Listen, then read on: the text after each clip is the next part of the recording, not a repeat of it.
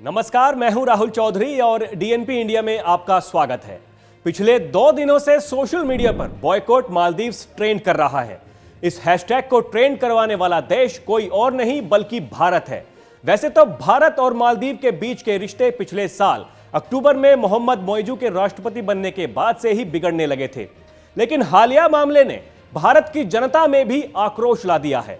दरअसल 2 जनवरी को भारत के प्रधानमंत्री नरेंद्र मोदी लक्षद्वीप पहुंचे थे। इस दौरान उन्होंने अपने सोशल मीडिया पर कुछ तस्वीरें और वीडियो साझा किए, जिसमें वो समुद्र किनारे टहलते हुए नजर आ रहे थे। प्रधानमंत्री ने इन तस्वीरों और वीडियो को साझा करते हुए कैप्शन में लिखा था, आप लोगों को लक्षद्वीप घूमने जरूर जाना चाहिए। उनके इस कैप्शन और तस्वीर के बाद सोशल मीडिया पर लोगों ने लक्षद्वीप की तुलना मालदीव से करनी शुरू कर दी, जिसे देखते हुए मालदीव सरकार में मंत्री मरियम शिवना, माल्शा शरीफ और महजूम माजिद ने पीएम मोदी के खिलाफ आपत्तिजनक टिप्पणी कर दी और लक्षद्वीप का भी मजाक उड़ाया। हालांकि जब भारत की जनता ने इस पर आपत्ति जताते हुए बॉयकॉट मालदीव का ट्रेंड चलाना शुरू किया, तो मालदीव सरकार ने अपने इन तीनों मंत्रियों के खिलाफ बड़ा एक्शन लेकर उन्हें सस्पेंड कर दिया और मामले को शांत करने की कोशिश की। इस पूरे मामले के बीच सवाल उठता है कि भारतीयों का मालदीव को बॉयकॉट करने से एक द्वीप की अर्थव्यवस्था पर कितना असर पड़ेगा। मालदीव के पर्यटन मंत्रालय के आंकड़ों के हिसाब से साल 2023 के दिसंबर महीने तक इस द्वीप पर लगभग 2,09,198 भारतीय टूरिस्ट मालदीव पहुंचे थे।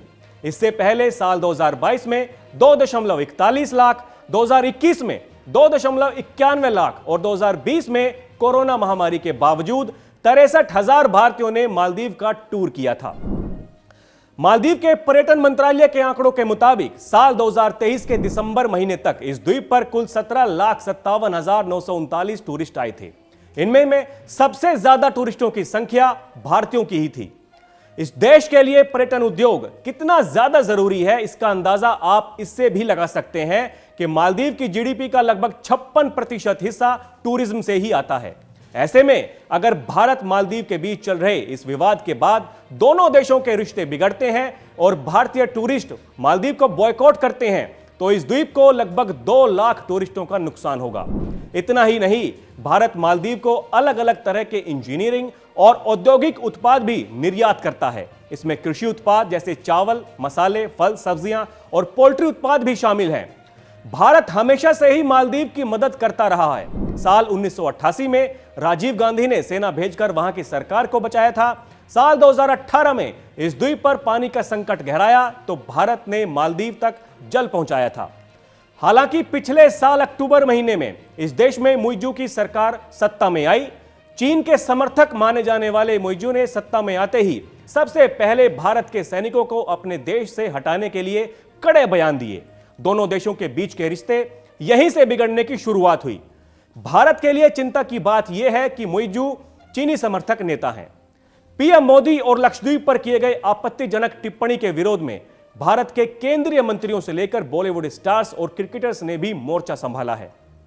सूचना और प्रसारण मंत्री अनुराग ठाकुर से लेकर क्रिकेट के भगवान कहे जाने वाले सचिन तेंदुलकर के अलावा बॉलीवुड एक्टर्स सलमान खान, अक्षय कुमार, श्रद्धा कपूर, मधुर भंडारकर, जॉन अब्राहम, रणदीप हुड्डा, कंगना रनौत जैसे बड़े सेलिब्रिटीज भी सोशल मीडिया के माध्यम से लक्षद्वीप का प्रचार करने वाले भारतीय हस्तियों में शामिल रहे।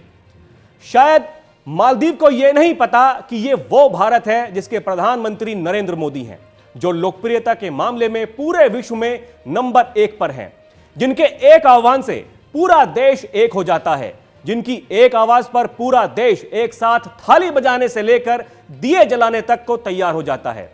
इसी का नतीजा है कि बॉयकॉट मालदीव लगातार सोशल मीडिया पर ट्रेंड कर रहा है और अभी तक भारत के लोगों के द्वारा 8,000 से ज्यादा होटल्स और 2,500 से ज्यादा फ्लाइट्स बुकिंग कैंसिल कर दी गई हैं। इसके अलावा इज माई ट्रिप जैसी एजेंसीज ने भी मालदीव के लिए सभी फ्लाइट्स बुकिंग को सस्पेंड कर दिया है। अब आप इससे भारत की जनता और भारत की कूटनीतिक ताकत का अंदाजा लगा सकते हैं। तो अभी के लिए इतना ही। खबरों का सिलसिला जारी है। आप देखते रहिए डीएनपी इंडिया। नमस्कार।